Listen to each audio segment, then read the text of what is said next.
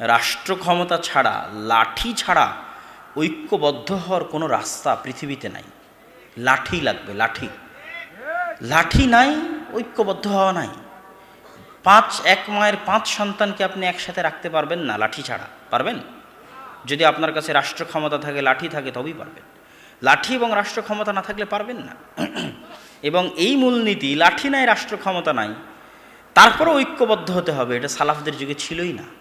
আয়েশা রাদিয়াল্লাহু তাআলা আনহা তার ঘরে বসে দার্স দিচ্ছেন, আবু হুরায়রা মসজিদে নববীতে দার্স দিচ্ছেন, আনাস বিন মালিক বসরায় দার্স দিচ্ছেন, আব্দুল্লাহ বিন আব্বাস মক্কায় দার্স দিচ্ছেন, আব্দুল্লাহ বিন আমর ইবনে আস মিশরে দার্স দিচ্ছেন, আব্দুল্লাহ বিন মাসউদ কুফায় দার্স দিচ্ছেন।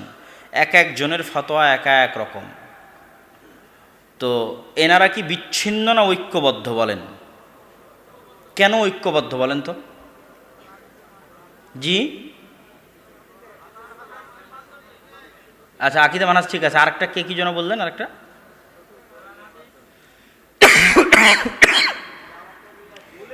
এক রাষ্ট্রীয় ক্ষমতার অধীনে তারা জীবনযাপন করছে। বুঝেননি মনে হয়। ওমর রাদিয়াল্লাহু তাআলা আনহু খলিফাতুল মুসলিমিন, আবু বকর খলিফাতুল মুসলিমিন, ওসমান খলিফাতুল মুসলিমিন, আলী খলিফাতুল মুসলিমিন।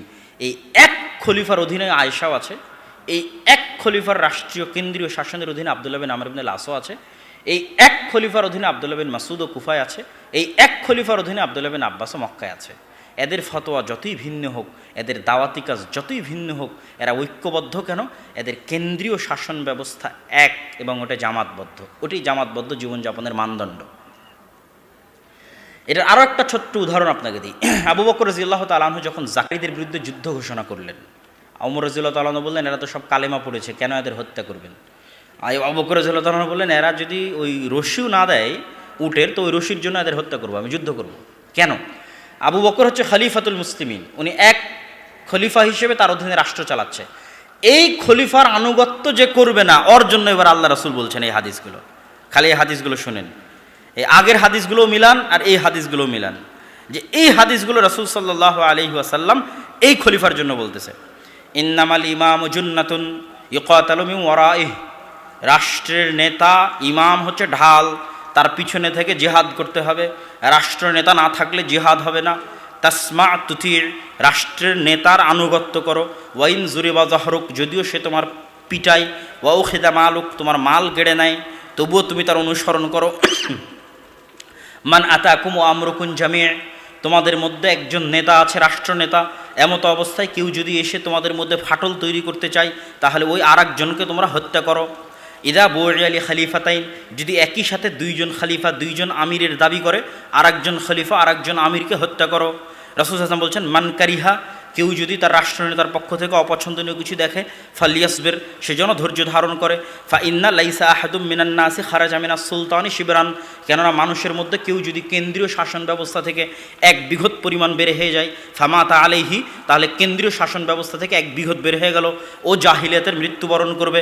মান আতা আমিরি, যে ব্যক্তি রাষ্ট্রের নেতা খলিফার অনুসরণ করবে, ফাকাদ আতা আনি, সে আমার অনুসরণ করবে। অমান আসা, আর যে ব্যক্তি রাষ্ট্রনেতা রাষ্ট্রের খলিফার অনুসরণ করবে না, সে আমার অনুসরণ করবে না। কত হাদিস নেবেন, কিতাবুল ইমারা, সহিহ মুসলিম অধ্যায়গুলো সব কিতাবুল ইমারায় আছে। আর আগের হাদিসগুলো তো পড়লেনি। জামাতবদ্ধ নাই যে তাকে হত্যা করা যাবে, জামাতবদ্ধ নাই যে সে জাহিলিয়াতের মৃত্যু হবে। তাহলে এখন আবু বকর রাদিয়াল্লাহু তাআলা বলছে তোমাদের যাকাত আমার কাছে দিতে হবে। এখন কেউ যদি বলে আমি আপনার কাছে দিব না, তাহলে ও কি হয়ে গেল? বলেন তো কি হয়ে গেল? জামাত বিচ্ছিন্ন হয়ে গেল। কি হয়ে গেল? জামাত বিচ্ছিন্ন হয়ে গেল। ও খারিজি। ভাই, আমরা খারিজি বলি কেন? খারিজি মানে খারেজ আনিল জামা, জামাত থেকে বের হয়ে গেছে। খারিজি মানে খারেজ আনিল জামা, জামাত থেকে বের হয়ে গেছে। আলী রাদিয়াল্লাহু তাআলা রাষ্ট্রনেতা, ওর বিরুদ্ধে যুদ্ধ করবে, তাহলে সে খারিজি না? জামাত থেকে বের হয়ে যায়নি? ওর উপরে এই হাদিসগুলো প্রয়োগ হবে, ওর উপর আমিরের হাদিস প্রয়োগ হবে, ওর উপর জামাতবদ্ধ জীবনযাপনের হাদিস প্রয়োগ হবে, আর ওকে হত্যা করা যাবে। কত দলিল নিবেন? কিন্তু ওই যে ভিন্ন ভিন্ন ফতোয়া দিচ্ছে, ভিন্ন ভিন্ন দাওয়াতি কাজ করছে, এরা সব ঐক্যবদ্ধ আছে। ইমাম বুখারী রাহিমাহুল্লাহ আহমদ বিন হাম্বালের ছাত্র, আহমদ বিন হাম্বাল শাফির ছাত্র, ইমাম বুখারীর ছাত্র মুসলিম। তা আহমদ বিন হাম্বাল চাইলে তো বলতে পারতো। আহমদ বিন হাম্বালের আর এক ছাত্র ইমাম আবু দাউদ, আবু দাউদ, বুখারী, মুসলিম, তোমরা সব আমার মাদ্রাসায় দার্স দিবা, আমি যে মসজিদে দার্স দিচ্ছি এখানেই দার্স দিতে হবে, এখানে যদি দার্স না দাও তাহলে তোমরা বিচ্ছিন্ন। বুঝেননি মনে হয় আমার কথা? তো তাতে তিনি করলেন না। ইমাম বুখারী আহমদ বিন হাম্বলের কাছে পড়ে চলে গেলেন নিশাপুরে, চলে গেলেন বোখারায়। বোখারা থেকে ওনাকে বের করে দিল, উনি আসলেন নিশাপুরে। নিশাপুর থেকে ওনাকে বের করে দিল, এই তো রাস্তার মধ্যে ওনার মৃত্যুবরণ হলো। তারপরে ইমাম আবু দাউদ বাগদাদ বসরায় দার্স দিতে লাগলেন, ইমাম মুসলিম তার নিজ শহরে দার্স দিতে লাগলেন। যে যার মতো সেখানে দার্স দিচ্ছে এবং এক একজনের সাথে আরেকজনের মতভেদও হচ্ছে, কিন্তু তারপরেও ওরা জামাতবদ্ধ আছে। কেন জামাতবদ্ধ আছে বলেন তো? এক কেন্দ্রীয় খলিফা শাসন ব্যবস্থার অধীনে আহমদ বিন হাম্বলও জীবনযাপন করতেছে, ইমাম বুখারীও জীবনযাপন করতেছে, ইমাম মুসলিমও জীবনযাপন করতেছে। ওরা সব ঐক্যবদ্ধ। রাষ্ট্রের বাইরে, লাঠির বাইরে ঐক্যবদ্ধ হওয়ার কোনো থিওরি ইসলামে এখন পর্যন্ত দলিলের আলোকে কেউ খুঁজে দিতে পারবে না, বাস্তবে সম্ভাবনাও হবে না, সম্ভব নয়, অসম্ভব। বরং কি হবে? ঐক্যবদ্ধ কি? আপনি আকীদা এবং মানহাজ এক, আপনি আরেকজনের বিরুদ্ধে মারামারি করছেন না, আরেকজনকে গালিগালাজ করছেন না, আরেকজনকে ছোট করছেন না, তাহলেই আপনি এক রাষ্ট্রীয় ব্যবস্থার অধীনে থাকার জন্য ঐক্যবদ্ধই আছেন, জামাতবদ্ধই আছেন। আর 5 ওয়াক্ত সালাতে মসজিদে যাচ্ছেন, জামাতবদ্ধই আছেন।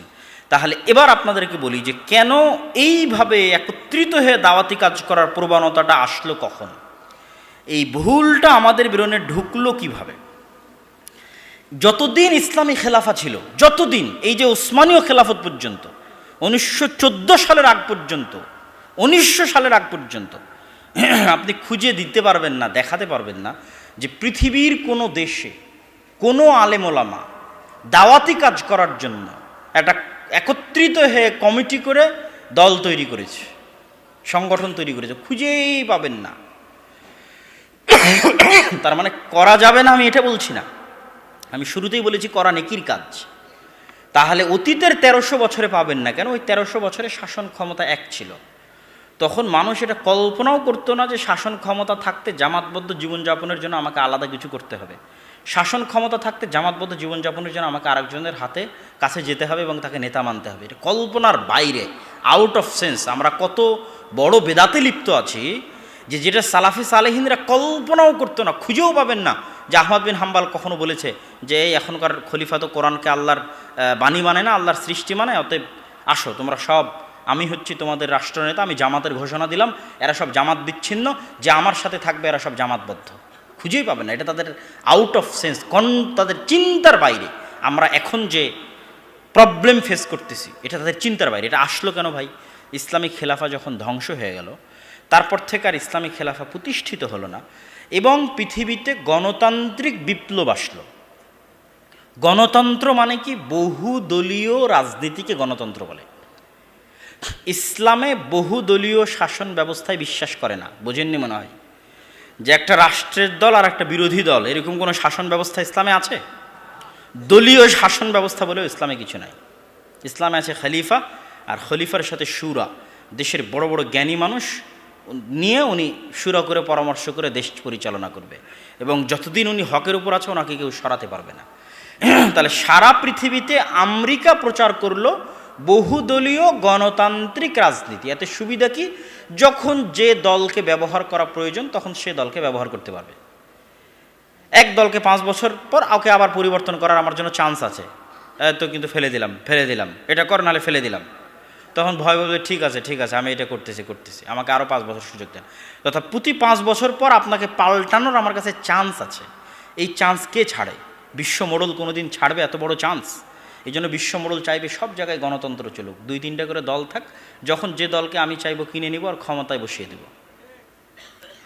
এই বহুদলীয় গণতন্ত্র যখন আসলো তখন মুসলমানেরাও দেখলো যে আমরাই গণতান্ত্রিক বিশ্বে যদি টিকে থাকতে চাই, যেখানে এক দল আর এক দলের সাথে মারামারি করতেছে, দলীয় কার্যক্রম চলতেছে, এখানে দলীয় কার্যক্রম ছাড়া, সাংগঠনিক কার্যক্রম ছাড়া সরকারকে চাপে ফেলা যায় না, সরকারকে কিছু বলা যায় না, তাহলে আমরা কি করব?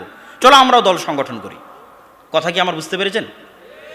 ইসলামিক খেলাফত চালু থাকা পর্যন্ত এটা আলেম ওলামাদের চিন্তার বাইরে ছিল।